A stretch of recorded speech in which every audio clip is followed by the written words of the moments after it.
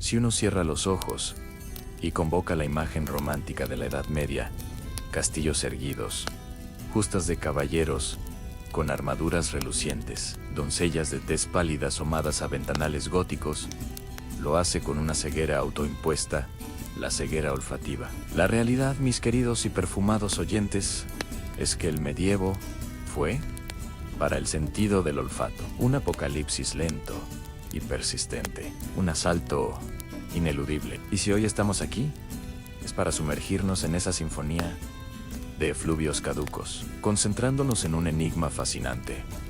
¿A qué demonios olía realmente una mujer de la Edad Media? Ponte cómodo.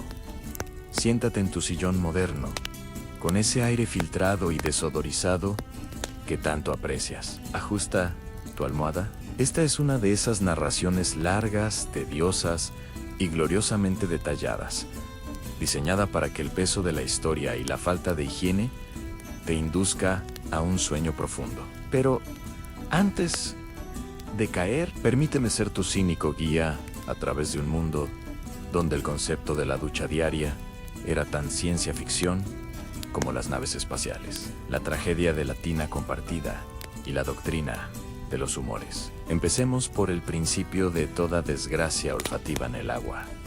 Hoy, abrir un grifo es un acto trivial. En la Edad Media era una expedición. El agua se acarreaba del pozo, del río o de algún abrevadero comunitario. Si la querías caliente, tenías que encender una hoguera, un esfuerzo monumental y esperar. Luego venía la ley no escrita de la bañera medieval, un ritual que hoy nos haría llamar a servicios sociales, la tina compartida.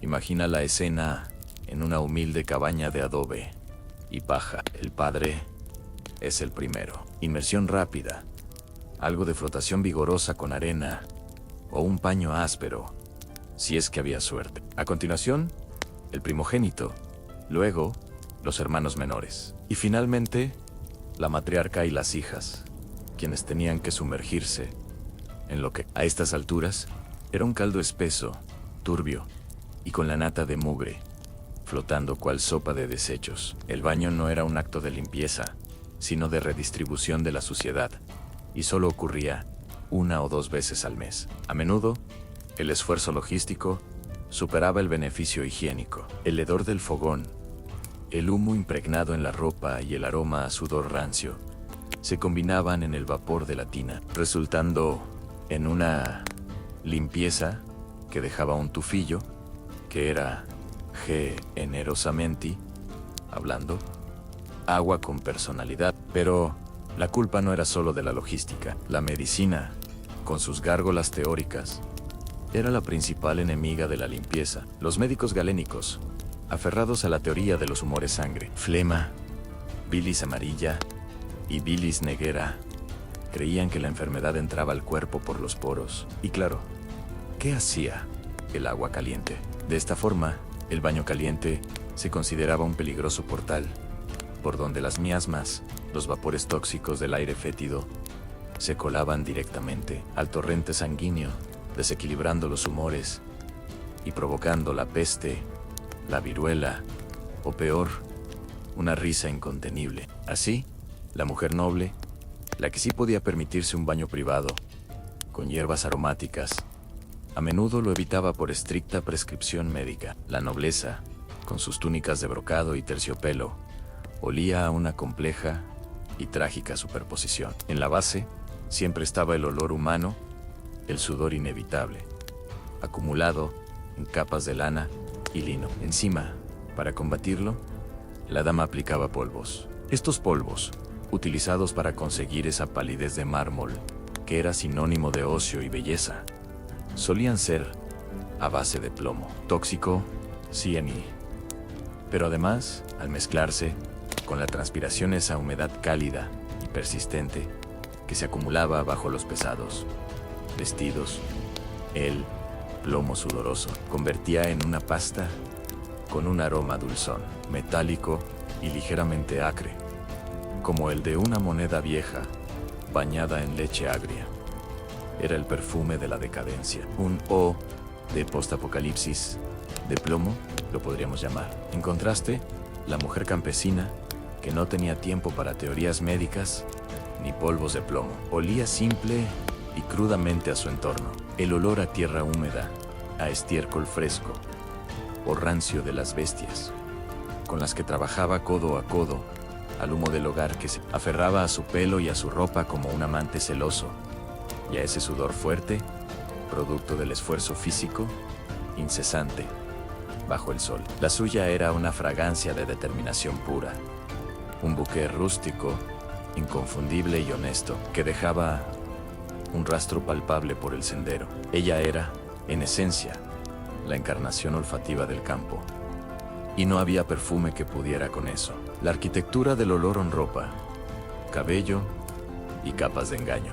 Hablemos de la ropa, el gran amortiguador, pero también el gran acumulador del olor medieval. Las mujeres, por modestia y por practicidad, usaban capas y más capas en enaguas, túnicas, sobre túnicas, corpiños, y todo esto hecho de materiales pesados, como la lana o el lino. Y aquí viene el golpe de realidad.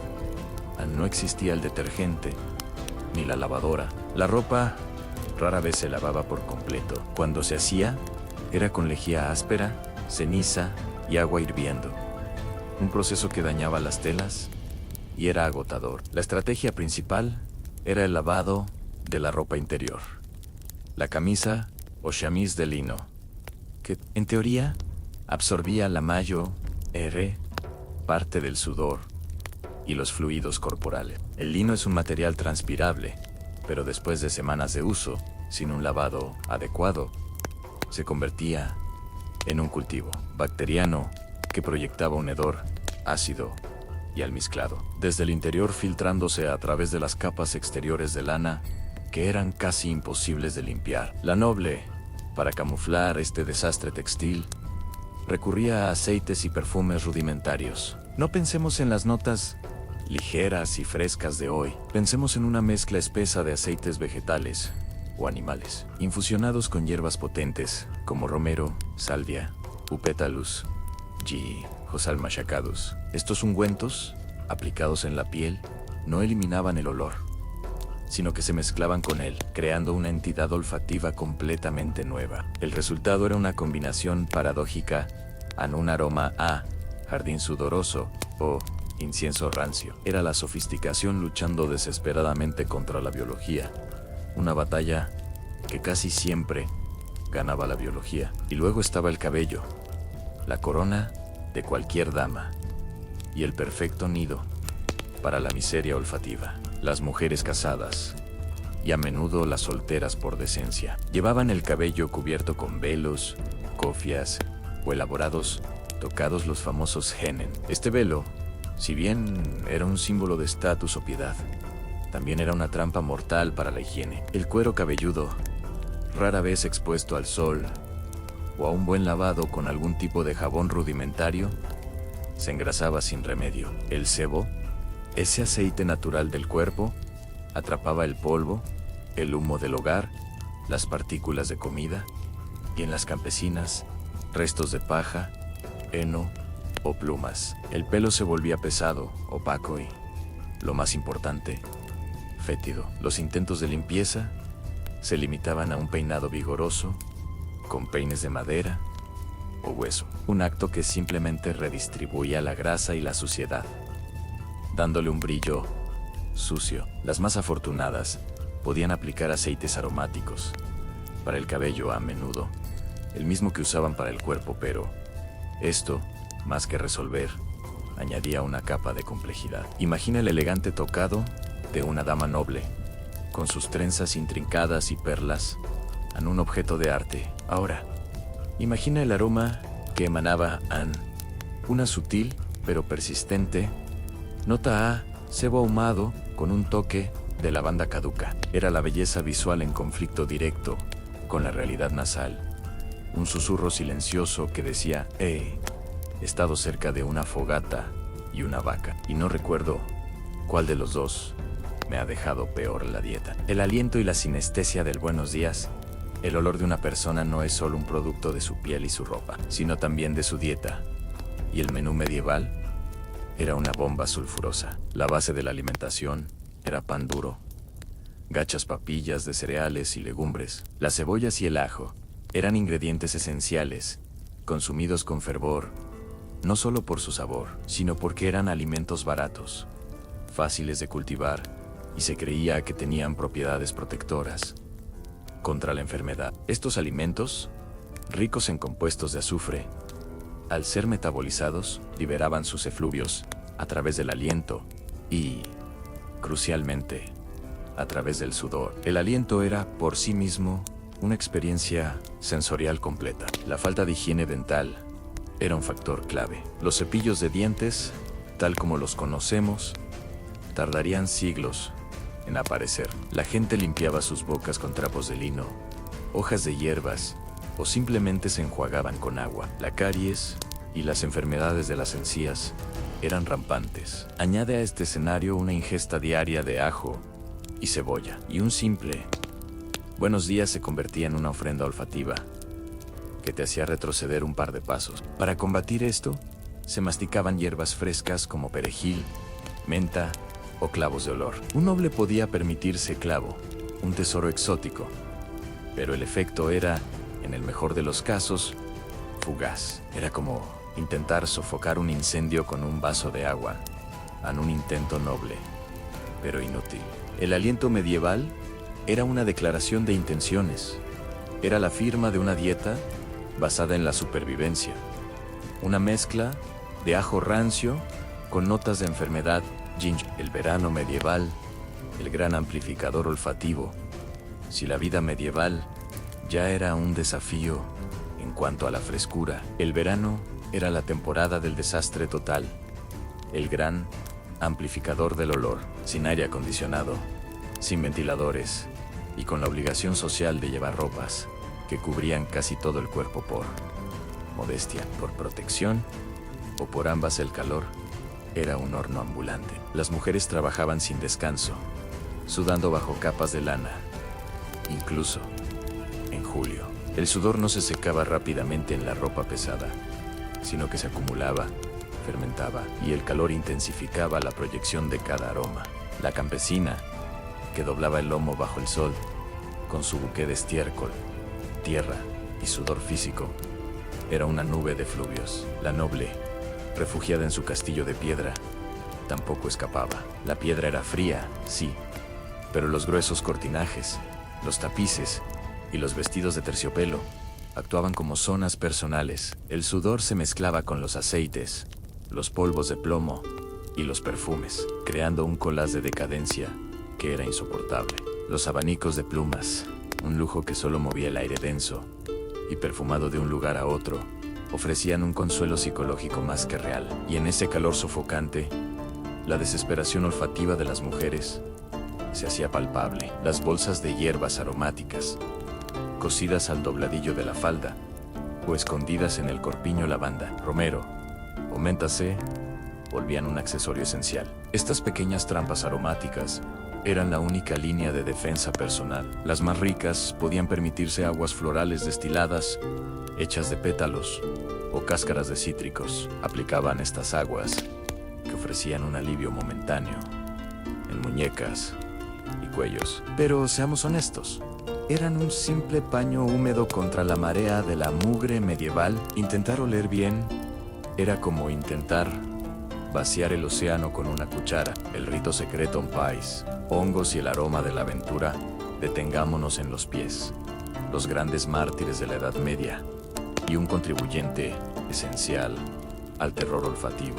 Las mujeres caminaban constantemente por senderos de barro, por establos, sobre suelos de piedra, helados o cubiertos de juncos sucios. Sus zapatos, ya fueran botas rudimentarias o zapatillas de cuero, se mojaban con la lluvia, el rocío o la mugre. Lo más terrible era que, a menudo, nunca se secaban completamente. El interior del calzado se convertía en un caldo de cultivo para la humedad, el moho y las bacterias. Los pies encerrados en estas condiciones, sin la posibilidad de un lavado diario y sin calcetines de algodón que absorbieran el sudor, desarrollaban un aroma que la historia ha sabido ignorar por decencia. Era un olor potente, penetrante, que podríamos describir como queso añejo, con un toque de aventura y descomposición. Las campesinas, que pasaban la jornada de pie, no tenían tiempo para preocuparse por sus pies. Las nobles, aunque tenían sirvientes para todo, no consideraban la pedicura un ritual de prioridad. Un remojo ocasional en agua con vinagre, quizás con alguna hierba para darle un toque medicinal, era el máximo lujo. Pero el olor, como una sombra persistente, se adhería al aura de la mujer medieval. Una dama elegante podía oler a rosa en la cabeza, pero sus pies susurraban historias de kilómetros de barro y humedad. Los aromas de la intimidad y biología femenina.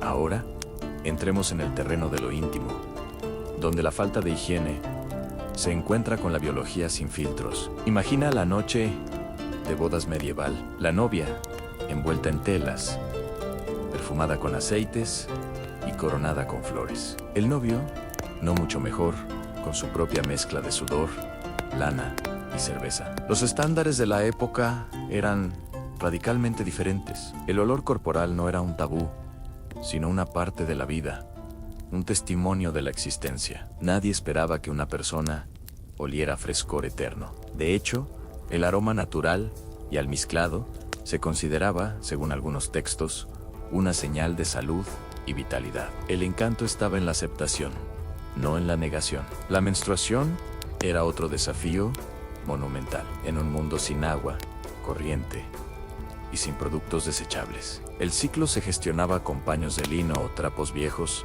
que se lavaban y reutilizaban, a menudo sin la esterilización ni la frecuencia ideal. Mantener la frescura en esas condiciones era una tarea titánica. Las mujeres utilizaban hierbas absorbentes como musgo o lana cruda y, las más ingeniosas, cosían pequeñas bolsas de plantas aromáticas para llevarlas consigo. El olor, sin embargo, era inevitable.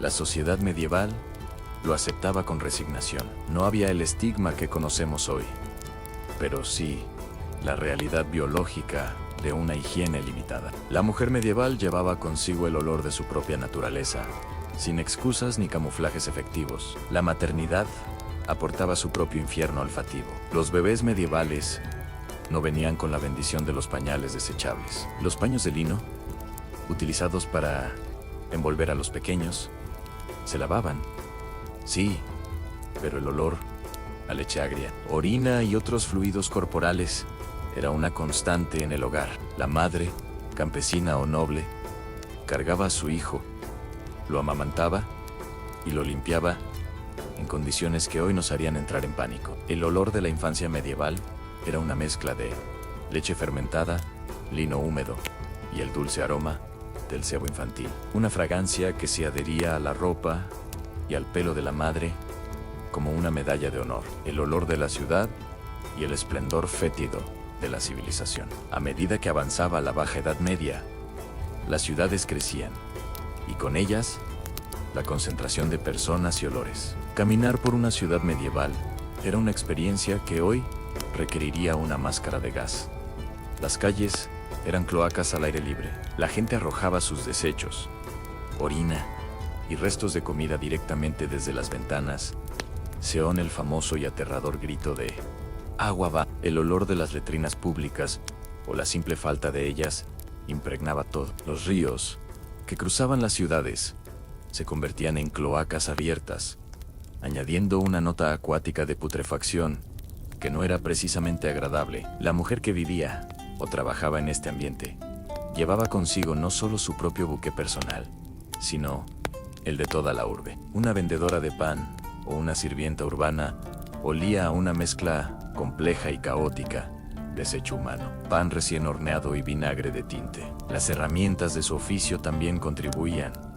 Los tintes de la época, para fijar el color, a menudo usaban orina, sí, orina o alumbre. Este olor químico, penetrante y desagradable, se adhería a la piel y a la ropa de las mujeres que se dedicaban a este oficio. Las hilanderas, por su parte, trabajaban con lana cruda, a menudo impregnada con restos de grasa de oveja, dejando un olor lanoso, almizclado y ligeramente grasiento en sus manos. Incluso, los lugares de reunión social eran un asalto sensorial. Las ferias y festividades eran un torbellino de olores en pan, cerveza derramada, carne asada, sudor colectivo y, por supuesto, el inevitable tufo de los desechos humanos. Una joven que intentaba destacar con un pañuelo perfumado en la feria era una flor frágil en medio de una tormenta de aromas primarios. El castillo Nun,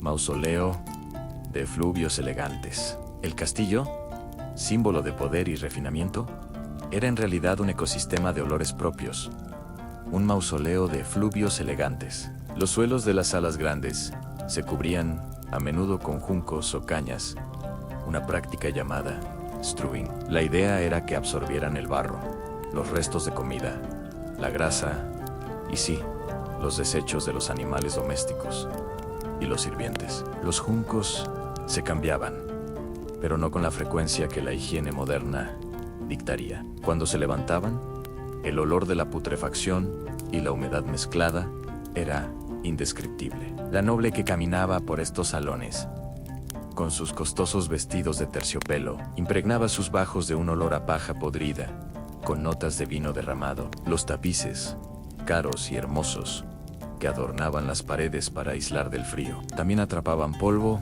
humo de las chimeneas y los vapores del ambiente. Con el tiempo, se convertían en gigantescos filtros de aire sucio, añadiendo una nota de rancio y polvoriento al ambiente. La cocina del castillo, operada a menudo por mujeres sirvientas, era una máquina de olores. El humo, la grasa, los vapores de cebolla, ajo y los calderos de sopa hirviendo se metían en la ropa y el pelo de las cocineras. El azafrán, el comino y la pimienta, especias caracé, usaban con liberalidad, pero su aroma, mezclado con el sudor y la grasa, creaba una esencia que era cuanto menos memorable. El culto y la piedad aromática. Las iglesias, el centro de la vida espiritual, también tenían su propio perfil aromático. Las mujeres asistían a misa envueltas en sus mejores ropas de lana, pero el aire dentro de los edificios de piedra era una mezcla densa de incienso, sudor colectivo de cientos de personas apiñadas y el olor de las velas de cebo. El cebo, grasa animal barata y común, desprendía un aroma grasiento y persistente al quemarse. Este olor se pegaba a todo, a la ropa, a las manos, al pelo. La iglesia era, paradójicamente, un lugar de pureza espiritual en un ambiente de impureza olfativa. Las prácticas de piedad también contribuían al perfil aromático. La iglesia predicaba la modestia, y desnudarse para el baño podía considerarse vanidoso o pecaminoso. Algunas mujeres devotas evitaban el baño por temor a ofender a Dios.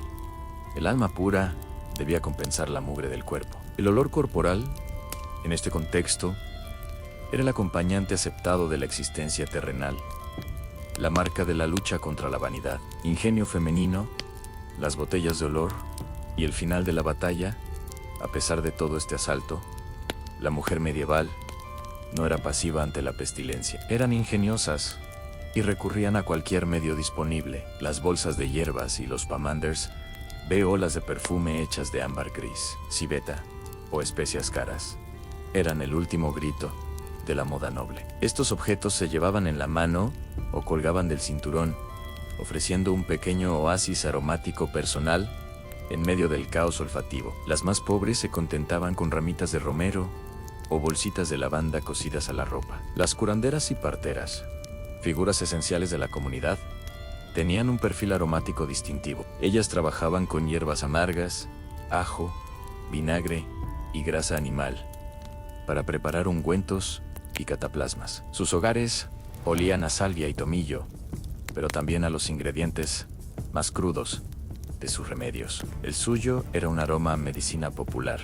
sudor y vida, un testimonio de su papel vital y, a menudo, desagradablemente aromático. En conclusión, la mujer medieval, ya fuera la campesina que olía a tierra y estiércol, la artesana con un toque de tinte acre, o la noble con su trágica mezcla de plomo sudoroso y perfume rancio, vivía en un mundo donde el olor corporal era una realidad ineludible. No olían mal para los estándares de su tiempo.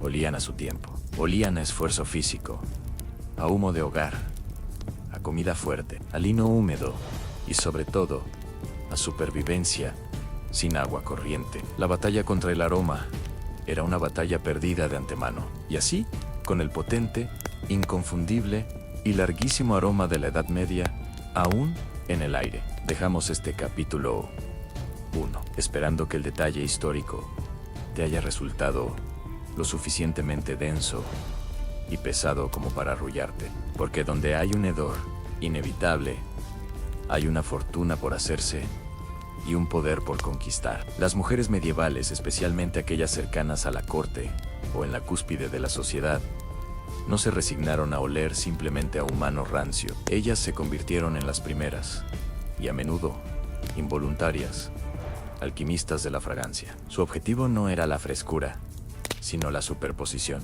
Y es aquí donde la nobleza, con todo su boato de terciopelo y seda, realmente brilla. No brillan por su limpieza, no nos engañemos. Brillan por el dinero que gastaban en una desesperada y a menudo inútil guerra química contra sus propios cuerpos. La distinción entre una dama noble y una campesina no se notaba solo por el tejido de su vestido, sino por la complejidad de su hedor. Mientras que el aroma de la campesina era un honesto y rústico tierra y sudor, el de la noble era una declaración de estatus en tierra, sudor, plomo tóxico, clavo de olor importado y 3 tipos de aceite rancio.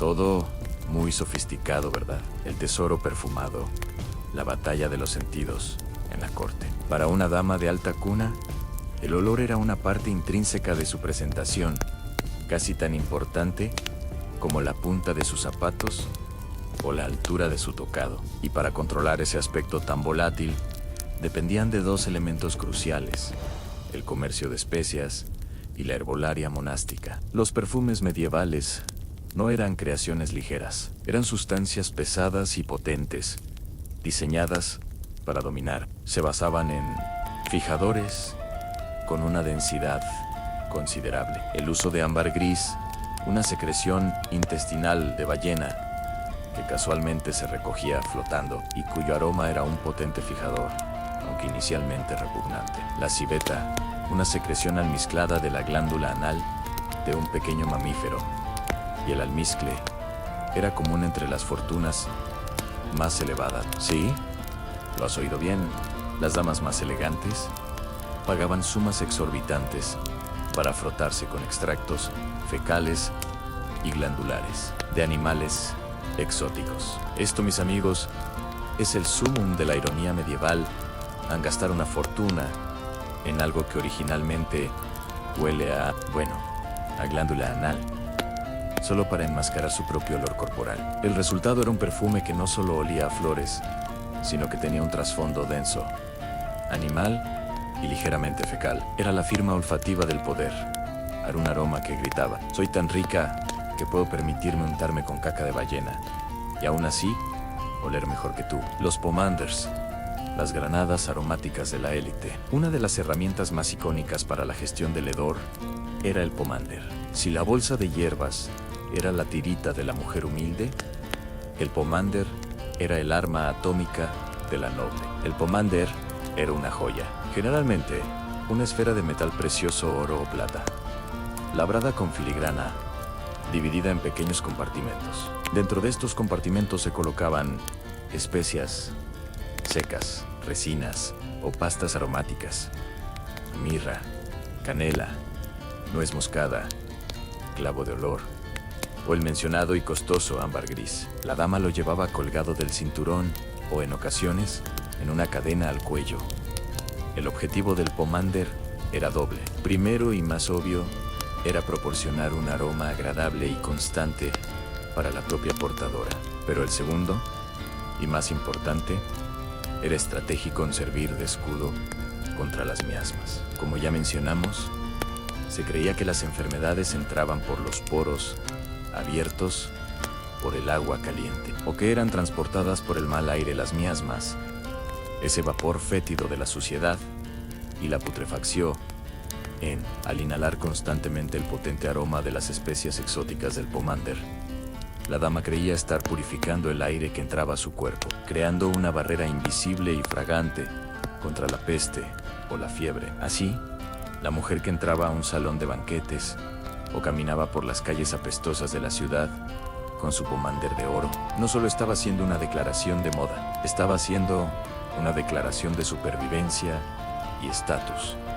Y el aroma que proyectaba era el de la riqueza pura, una mezcla de especias orientales que, a diferencia de la campesina que olía a su aldea, gritaba: mi riqueza es global y estoy a salvo de tu suciedad. El culto a la palidez y los perfumes tuberculosos. La mujer noble de la Edad Media, especialmente durante la última parte, estaba obsesionada con la palidez. Una tez blanca como la luna era la prueba irrefutable de que no trabajabas al sol, ergo, que eras de la élite, y esta obsesión tenía consecuencias aromáticas devastadoras. Para lograr esta palidez enfermiza, que hoy asociaríamos con la tuberculosis, las damas recurrían a los cosméticos a base de plomo, tal como se mencionó en el capítulo anterior. Pero la aplicación no era inocente. Para que el plomo se adhiriera y se mantuviera, a menudo se mezclaba con grasas animales o aceites espesos, o incluso con claras de huevo. Cuando la dama, inmersa en una danza, o simplemente atrapada en la pesada atmósfera de un castillo sin ventilación, comenzaba a transpirar, este maquillaje se derretía. El sudor se mezclaba con el plomo y las grasas, creando una pasta con ese olor metálico, dulce y ligeramente rancio. Era el hedor de la vanidad. Y para combatirlo, el recurso era la agüita de flores. Pero las aguas destiladas de rosas, violetos o azahar, flor de naranjo, tenían una vida útil corta y a menudo se fermentaban. Aplicar estas aguas a lo largo del día sobre la piel ya cubierta de plomo y sebo creaba una reacción olfativa que era una lección de química desagradable. El resultado final era un efluvio complejo que podríamos llamar rosa con un toque de óxido y algo que fermentó hace una semana. El ciclo era vicioso. El maquillaje creaba un olor rancio que se intentaba enmascarar con un perfume que estaba a punto de volverse rancio. Y todo bajo capas de ropa que ya eran rancias. Las curanderas, las boticarias y el poder de lo amargo. No todas las mujeres se dedicaban a la alta costura y el arte de oler a especias podridas. Las curanderas, las parteras y las boticarias, a menudo mujeres versadas en la herbolaria y la medicina popular, manejaban los aromas con un propósito práctico, no estético. Sus hogares, sus ropas y sus manos olían a los ingredientes de sus remedios, ajo y cebolla osados. No solo en la dieta, sino en cataplasmas y ungüentos. Seomo, el famoso vinagre de los 4 ladrones, por sus propiedades antibióticas. Este olor, fuerte y persistente, era la firma de la salud.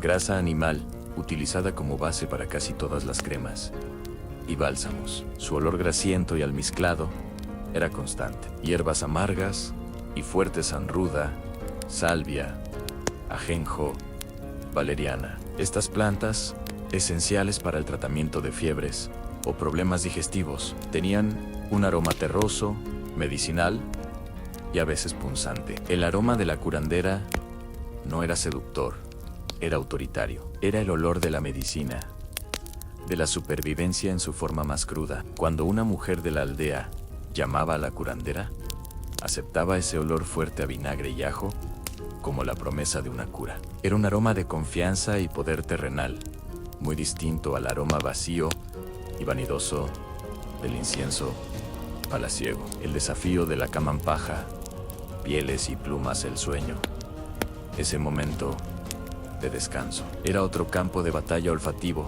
en la vida de la mujer medieval. Las camas, especialmente en los hogares campesinos, se rellenaban con paja o heno. Con el tiempo, la paja se humedecía, seón, el propio sudor, la humedad del hogar o incluso la orina de los niños, y comenzaba a descomponerse. El olor de la paja fermentada, majosa y dulzona se fusionaba con el aroma del cuerpo de la mujer que dormía sobre ella. En los castillos, la situación era mejor, pero no perfecta. Las camas de plumas, un lujo extremo, atrapaban el polvo y el sudor con eficiencia silenciosa. Además, para mantenerse calientes en los fríos inviernos, las mujeres se cubrían con pieles de animales curtidas de forma rudimentaria. Estas pieles, que a menudo conservaban un olor residual a animal, a humo y al proceso de curtiduría, se combinaban con la lana de las ropas de noche, creando un nido olfativo que era cálido, pero intensamente almizclado.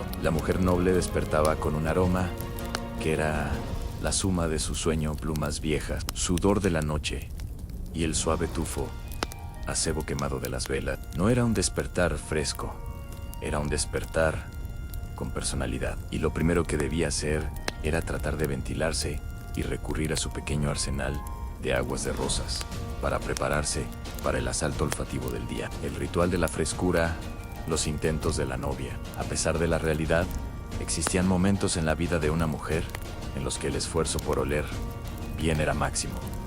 El día de su boda. La novia medieval se sometía a un ritual de preparación que, si bien no incluía un baño diario, sí maximizaba cada herramienta de fragancia disponible. La práctica más famosa era el último gran lavado, que ocurría días antes del evento. Se usaban tinas con infusiones de hierbas, como manzanilla o mejorana. Pero lo más interesante es cómo se utilizaban los ramos y los guantes. El ramo de la novia, no era solo un adorno. Tenía un propósito funcional. Estaba hecho de hierbas y flores con olores muy potentes: romero, azahar, a veces incluso ajo, si se buscaba protección contra los malos espíritus. La novia lo llevaba constantemente cerca, usándolo para taparse ligeramente la nariz durante la procesión o la misa, especialmente si el cortejo tenía que pasar por zonas particularmente fétidas de la ciudad. Guantes perfumados para la noble. Los guantes de cuero, a menudo de cabra o ciervo, se perfumaban con aceites de almizcle y ámbar. El cuero era un material que absorbía bien el olor y permitía a la mujer llevar una fuente constante de buen aroma cerca de su rostro y manos. Era una estrategia sutil y costosa para combatir el olor de las manos, que inevitablemente olían a lana, lino o las herramientas de su oficio. El día de su boda, la mujer olía a una concentración de esperanza olfativa, la pureza relativa del lavado reciente, el dulzor del azahar y la potencia animal del almizcle de sus guantes. Era la cumbre del engaño aromático medieval, la conclusión cínica, la aceptación del hedor. Al final, la historia de los olores en la vida de la mujer medieval es una historia de aceptación resignada. La mujer aprendió a convivir con su propio olor y el de su entorno. Para la mujer, el olor no era una vergüenza, sino un dato más de la vida. Su olor era una narración. Olía a su clase social, a su trabajo, a sus remedios y a su fe. Y en un mundo donde todos olían a alguna combinación de humo, lana rancia y especias caras, nadie estaba en posición de juzgar a nadie más. Nosotros, con nuestros desodorantes antitranspirantes y duchas diarias, vemos la Edad Media como un desastre higiénico. Pero para la mujer de la época, el olor corporal era simplemente el aire que respiraba. Era la prueba de que el cuerpo estaba vivo y funcionando. Y en medio de la peste y las miasmas, un cuerpo que olía, aunque fuera a ajo y sudor, era un cuerpo que estaba luchando por sobrevivir. Así, la mujer de la Edad Media navegó por la vida, vestida con capas de tela pesada y capas de aroma complejo. Desde la campesina que olía a tierra bajo sus uñas, hasta la reina que olía a plomo, ballena y rosas fermentadas, todas eran, a su manera, maestras en el arte de la supervivencia olfativa. Y en esa lucha por la fragancia se esconde una historia de poder, de comercio global y, sorprendentemente, de una profunda y cínica humanidad.